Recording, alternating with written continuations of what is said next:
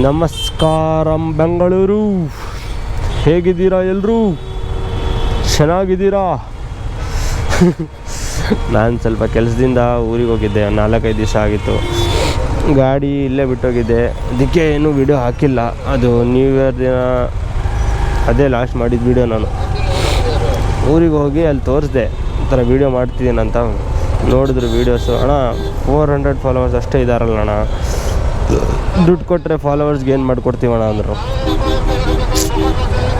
ನನಗೆ ಬೇಕೇನ್ರು ದುಡ್ಡು ಕೊಟ್ಟು ಫಾಲೋವರ್ಸ್ ಮಾಡಿಸ್ಕೊಳ್ಳೋದು? ಬೇಕಳಿ, ನೀವೆಲ್ಲ ಇದ್ದೀರಲ್ವ. ನೀವೆಲ್ಲ ಅಂದರೆ ಮ್ಯಾಕ್ಸಿಮಮ್ ನನಗೆ ಪರಿಚಯ ಇಲ್ಲದೇ ಇರೋರು, ಓಕೆನಾ. ನನಗೆ 400 ಫಾಲೋವರ್ಸ್ ಇದ್ದಾರೆ ನನಗೆ ಗೊತ್ತಿರೋರು.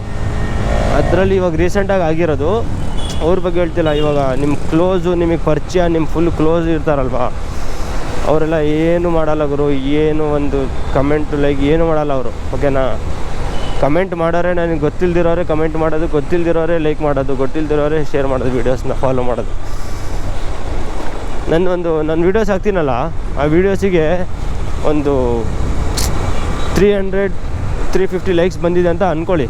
ಎಕ್ಸಾಂಪಲ್ ಜಸ್ಟ್ ಹೇಳ್ತಿರೋದು. ಅದಕ್ಕೆ 95 ಅಲ್ಲ 97% ಜನ ನನಗೆ ಗೊತ್ತಿಲ್ದಿರೋರೆ ಲೈಕ್ ಮಾಡಿರ್ತಾರೆ, ಗೊತ್ತಿಲ್ದಿರೋರೆ ಕಮೆಂಟ್ ಮಾಡಿರ್ತಾರೆ.